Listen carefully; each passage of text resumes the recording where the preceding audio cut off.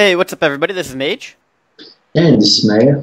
and today we're going to be testing out one of the brand new FML maps that'll be used in the Free For All Masters League Season 20. It is called Fountain of Manipulation. It's created by our brand new admin, Red7Z7, who will just be referred to as Red from now on.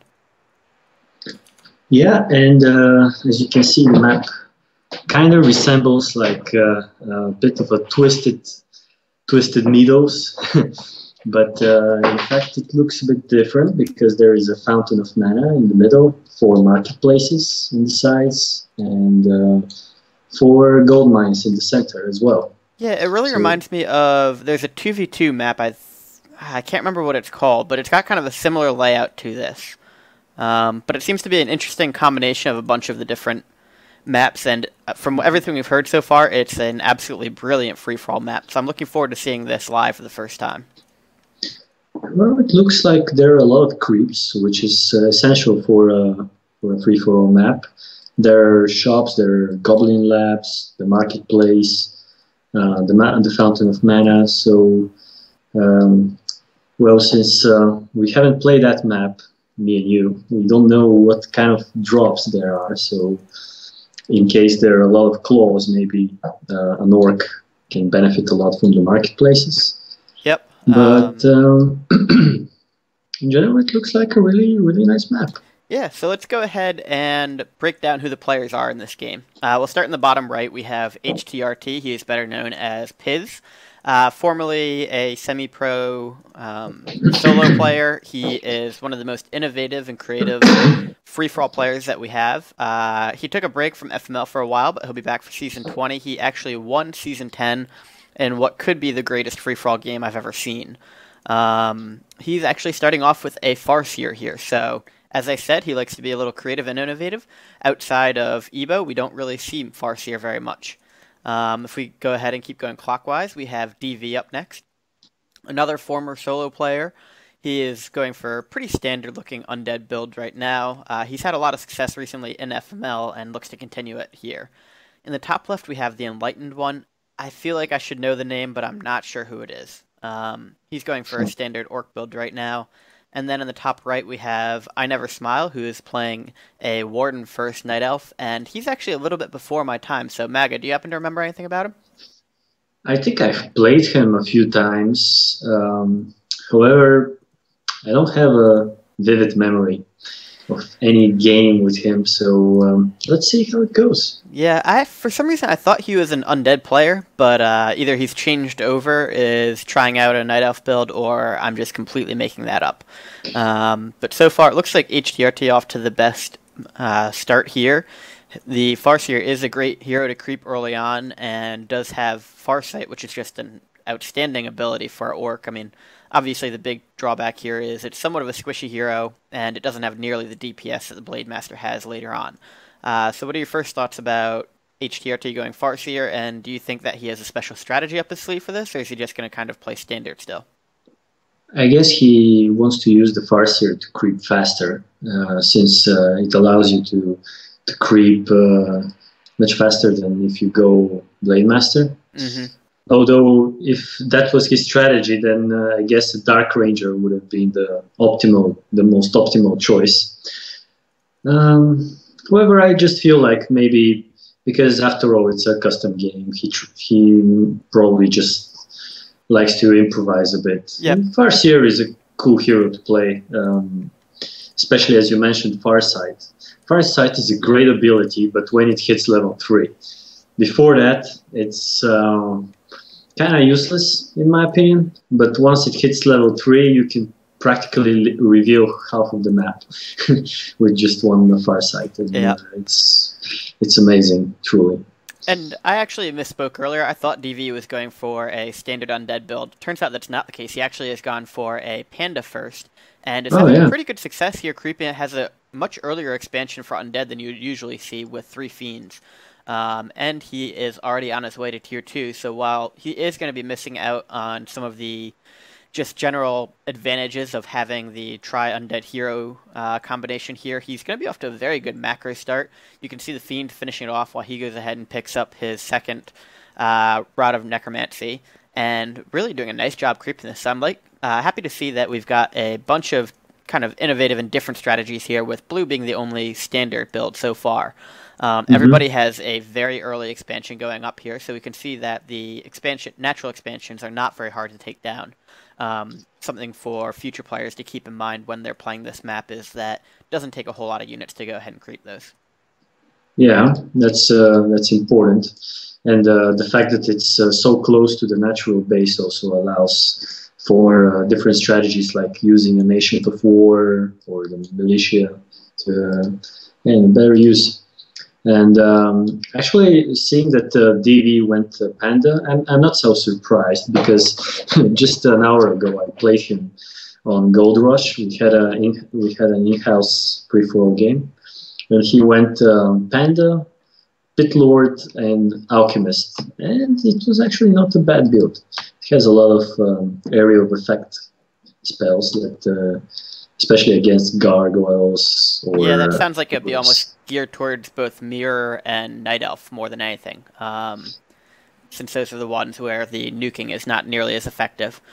Just something of note here at the Goblin Laboratories, there are 2 red dragon whelps, which would appear to disadvantage both undead and orc early on. They don't appear to do much damage, obviously. I mean, they're only doing 25 per hit, but neither of those have a great way to take them down the way that both human can with the Archmage and Night Elf with Archer. So just something to keep in mind early on. Yeah, but the creep in general is not so difficult. I think there are no trappers, like forest road trappers, so you can actually buy the Shredder and escape easily, even in case you don't need to fight the creep. Which is very important, because in some maps there is... the creeps around the labs are very strong, for instance, Silver Pine Forest, and you need to drag them away before you take the Shredder. Or in some maps, I cannot remember, I think Rock Quarry was a map that had trappers around the lab, and it's very, very annoying against trappers to try to take your Shredder quick. So it seems like this is advantages for human and orc, especially since they need the Shredder the most. Yep, so let's go ahead and take a quick look around the map, see where everybody's at. htrt already up to Fortress. He's pumping out his 3rd hero as we speak. Just looking at the gold mines, there's about 8,000 left when you hit Tier 3 if you're going a relatively quick Tier 3. So a good amount of gold, but not an overwhelming initial gold mine. 15,000 at the regular natural expansions, it looks like. Although that could be 17,500 if they started earlier. Maybe it is 17,500. Yeah, I think it was 17,100. That would make sense. DV on his way up to a Black Citadel, so after an early tech to Tier 2, a little bit of slower Tier 3 tech going on for him. But pretty good resources overall. Everybody is kind of clearing out the middle right now, so you can tell that around Tier 3, that's really the time that you're going to be getting ready to take down these middle creeps. No conflicts yet, so we're going to continue to scroll over, although it does look like the Enlightened One we might have, yeah. So this is going to be tearing through these archers most likely with the TC Blade Master combination. Ouch. I Never Smile, not in a good position right now. Did pick up a Tinker second. No, he's not smiling right now for sure. That was a terrible pun, but I'll take it. He couldn't resist, sorry. Yep, so he'll be forced to pretty much lose everything here, and the Tinker is going to survive at the very end. Does look like he got at least most of the creeps, but yeah, overall not a good fight for him. Not even a fight for him, really, just running away. DV did pick up the Alchemist second. Up here at the Enlightened One, he is at Fortress as well. Looks like he's going to be going for a pretty standard orc build again, picking up his Shadow Hunter as the 3rd hero. And then INS, or I Never Smile, only now on the way up to Tier 3, so this is really going to hurt him. It looks like he was trying to go for Hippo Riders, but because he lost all those archers, it's going to be a bit harder to do. So now he's going to actually move out some Huntresses. I'm curious if he's just going the Hippo for anti-air, Huntresses for ground, or what his strategy is going to be right now. But this is somewhat risky, I think. He's researching Sentinel, too, so I guess he wants to... yeah, he may just be scouting. Yep. Yeah. Surprised he didn't get those Huntresses earlier, though, then, because those actually are pretty good for creeping and early engagements. Yeah, Yeah, well, I mean, the Sentinel is nice, but you can, if you hit, for example, oh, wait a second, Just the missed that. Panda died. Yep. So DV, unfortunately forced to go ahead. He does not have another TP right now. This is not going to be good for him, probably. I'm surprised that the Enlightened One isn't trying to pick off a few more fiends, to be honest. Yeah, he backed off after killing the Panda. I mean, that obviously enraged that DV, since a level 4 Panda is setting him back a lot now. Yes. He cannot get his third hero except if it's Pit Lord, as I'm expecting. And of course, he cannot creep. For instance, he cannot creep his marketplace right now. And yes, it's a Pit Lord. So we're going to see that that combo, that hero combo, and if it hits high levels, it's very good even against the Orc and Human, because the area of effect spells are very strong. With the Hole of Terror, you reduce the damage of the entire army of your opponent. So I think it could be a good combo, but only if it hits higher levels. Yeah, and I'm not sure quite how at high level to get that third hero just off creeping here. htrt is going for taking out this marketplace here with the Granite Golem. Looks like he does have enough with those Wyverns, so won't be too much of a contest, but pretty good early creep there. Picks up both the Cloak of Flames and Ankh of Reincarnation, so good combination of drops there if you can get an Ankh and maybe a more useful second item. Yeah, actually, the fact that these golems drop Cloak of Flames, Medallion of Courage, that means that there are also auras here, like Brilliance Aura, Endurance Aura. So that's these auras are especially good for Human and Elf, since they lack the speed auras in their army. Yep, and it looks like the Enlightened One may be facing a 2v1 before too long. I'm guessing DV hasn't forgotten about what happened earlier. Now he is fighting INS at the same time. Hippo Rider is not particularly popular until recently, with Dovecki playing them quite a bit. So we'll see how INS can handle them, but it does look like he'll be able to push him back a little bit. In the middle, we do have htrt taking out this red, so boy, he is really going to have nice hero levels after all this is said and done. Farseer going to hit level 3, or level 5, sorry, and probably get level 3, I would think Farsight, but I'm not sure. Well, they're very close to level 3 and level 4 respectively, and the Farseer is level 5. Actually, yeah. because the Enlightened One is cross-map from htrt, htrt managed to creep more than DV and I Never Smile. Yep, and DV now being hit by htrt. INS is going to go ahead and TP out here. It will be interesting to see how DV handles this. I'm guessing he's just going to let this expansion go. Yeah, he should just let the expansion go. He's creeping the golem right now. His heroes are low. And, yep, so let's go ahead and do a quick base check. Everybody breaking up to 80 at least.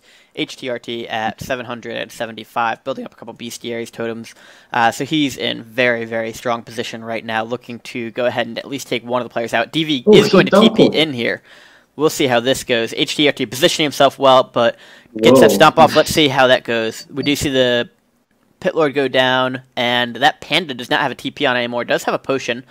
So it's not an immediate danger. So both the Alchemist and the Panda looking pretty low right now, but do have potions, and the Chain Lightning there does a lot of damage. I had not noticed he went Chain Lightning earlier. Yeah, that was a terrible idea to Town Portal. Yeah, I can see why he felt like he might have waited for the worm, for instance. Yep. Or at least get some more destroyers before Town Portaling. I mean, the expansion was already gone. The Acolytes were dead, the Ziggurats were dead. You should have just let it go. It was a bit of an odd choice, so I'll agree with you there. htrt losing about 15 food in that fight. He is quickly rebuilding, and if DV is not careful, we may say the end of DV momentarily. Yeah. And to be honest, I cannot see how DV can come back now, seeing that he's about to lose his Acolytes in the expansion. Yeah, I think it would require somebody else hitting htrt. Yeah. And I'm not So TP's out to save those alkalites, I guess. Just an odd decision not to go ahead and back off there. Mm. Well, blue is not in a bad position too. Yeah, we'll see how much experience blue can get out of this, I think. Yeah, that's important. But nevertheless, he has a Blade Master against a Farseer in an Orc Mirror. I think it will be much more effective. Yep, so you can clearly see TheEnlightenedOne was expecting a lot more Hippogriff Riders out here, because he does have these Bat Riders lined up. INS does not have very much air right now, however he is incredibly low on gold, and not in a good position to fight the Blade Master alone, frankly. So no upgrades yet on the Bat Riders, but you gotta imagine those will be coming along before too long, and there it is going off now. So INS going to be in bad position once these Bat Riders have the Cocktail upgrade. Yeah, it's kind of similar position as the one DV is in, because DV also has lost all of his expansions, doesn't have a lot of gold, practically none. And Never Smile has like 200 gold and 61 food. And yeah, it seems like we're going to see 2 very quick solos and then a final solo. I cannot see how he's going to win using the Huntresses against Blade Master, but actually the Bat Riders are not doing anything, so... Yeah, he should probably split the Bat Riders off and have them attack in the actual town. But the Warden is doing quite a bit of damage to the Bat Riders when they're in the area. Right now, it's just a question of how well can INS keep his heroes alive against this nuke, and the Blade Master just barely manages to... Whoa, nice Torrent Chieftain actually goes down there. Nice save on the Warden. That was actually really nice playing by INS there. Going to hunt down that Warden right now, and we'll see if he can take it down. He is in the middle of 2 Ancients, and Blink really showing its power right now. We also see the Shadow Hunter incredibly low. Going to TP out there, so nice hold up there by INS. I actually thought that was going to be the end of them. We'll go back down here to htrt. It looks like DV pretty much is gathering what he can for a last stand, but this may actually just feed up htRT's heroes. Yeah, I can't see how he's going to hold up against the Orcish army here. Nope. I mean, does his best to try and create a army that will counter it, putting in Destroyers, Fiends. I mean, in theory, a good combination here against it. However, there's just too much of htRT's army. He's got the hero levels to go with it, so unfortunately, just a downhill fight for DV. And we do see the ultimate going off for htRT. I expect that DV is going to start unsummoning and call GG any moment. There it is. Yeah. So that leaves us with 3 remaining players, and INS actually looking to go ahead and attack TheEnlightenedOne now, it looks like. Bring the tables back, which those two actually really need to call a truce and try to 2v1 htRT, because htRT is not going to be taken down easily. Yeah, that's true. And TheEnlightenedOne continues to produce... Oh, okay, he switched to Wyverns now. Yep, but good decision here. I believe that these bats are just going to go hit in INS's base. So if that Warden can't catch up to them, I mean, they are incredibly low HP right now. But that would be a good decision here to just go ahead and harass his economy as much as possible. Force INS to either split his army or chase the bats around the map. Unfortunately, Warden is going to take down at least 1, probably 2 of these. Okay, so now they know that DV is out of the game. But nobody's speaking so far. Yeah, and TheEnlightenedOne is doing better at gold, but neither of those are in particularly strong positions. I mean, you can see htRT has almost quadruple the gold of them combined. There we go. We do get TheEnlightenedOne calling out for a stop, so we should see some scouting coming up. Alright, well, actually htRT doesn't even have the ability to go 100 food. He stopped making burrows. His base is very vulnerable as well. I mean, if they team him, and they actually coordinate the teaming, they can hurt him a lot. Yes, I Never Smile has Huntresses and Ballistas, but in combination with Blue's army, with the Enlightened ones, if he uses his bats correctly against the wyverns, then it's going to be difficult. And also one more thing, HTRT doesn't have any spirit walkers, so these bats are going to do the full damage. There is no spirit link. Yeah, I noticed that. He doesn't have any Spirit Walkers, and he doesn't have any Troll Witch Doctors either, which you'd think you want to throw in at least a couple of each. I don't know if that's just for food reasons he doesn't. He is going up to 90 at least. I suspect we've got a burrow being built back there that I can't see right now, and if we get the Hex off on the Warden, Warden is going to go down there to the Torn Chieftain, so INS may be taken out of this game momentarily, actually. I don't think the Enlightened One can get over here to help him, and HTRT gets perfect positioning here, even if some of his shaman are getting hit by the ballistas as we speak. Yeah, but that was a terrible idea to fight. He just fed the HTRT in that engagement. There was no resistance whatsoever. Nope, just a little more experience to be given. Yeah, so now it's more or less. It's important to see how the Blue Orc is going to use his bats against HTRT's wyverns. They're all bruised, so in case he uses them correctly, he can turn this around, but we'll see. Yeah, only takes one fight. Near. Yeah. But that being said, I'm not super optimistic about it. Yeah, me neither. I mean, level almost 666, and he's not using his bats. Nope. Yep, there we go. We got a few. Oh, he clumped them. Oh, HTRT clumped the wyverns. That was actually a big mistake. Yeah, but he still only lost 4 wyvern, it looked like, and unfortunately, the Enlightened One lost a couple of bats there to his main army, and HTRT's heroes are just quite a bit more powerful. Yeah, that's true. That's true. They also have better items in them.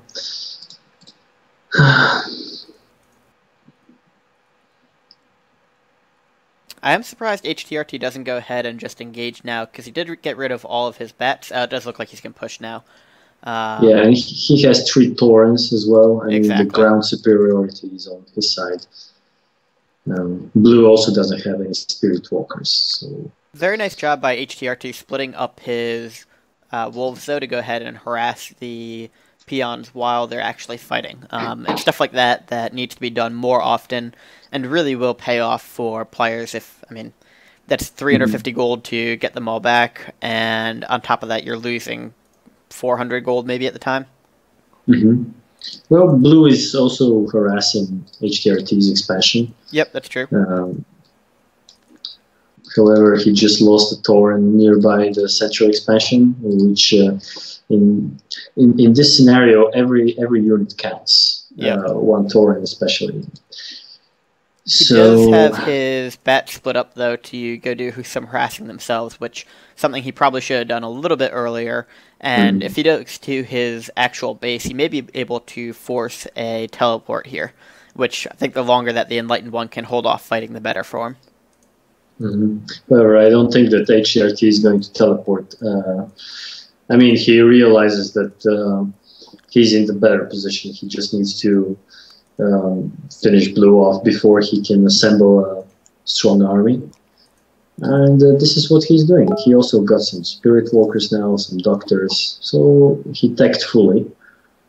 His levels are 766. I mean, yeah. And the Tauren even has an Ankh of Reincarnation together with the Reincarnation itself. I mean, he cannot die. It's impossible. So. Yep, yeah. And while I applaud the Enlightened One for trying to split up, I mean, that's the only chance he has right now. I'm not sure why he wouldn't go for his actual main base. I can see the advantages of harassing the expansions and stuff like that, but what you really need is a TP from HTRT. Now he's going to TP into HTRT, and we can go ahead and call this a good game. Yeah.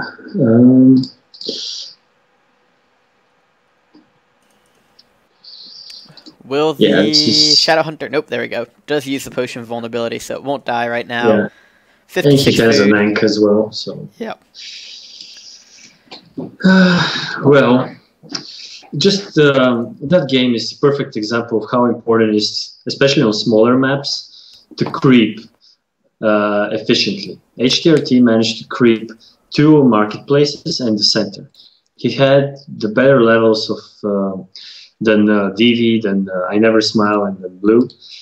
Well, the fact that Blue was across the map helped him because the other 2 players were creep jacked by Blue. Yep. So he could creep uninterrupted.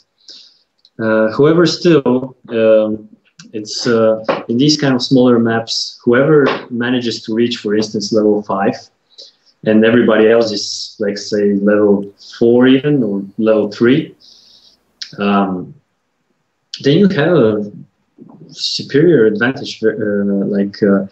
You can engage in battles and win them efficiently without losing a lot of units. And this is what we saw here. I mean, HTRT just went and killed DV, then went and killed I Never Smile, and finished off TheEnlightenedOne as well. So.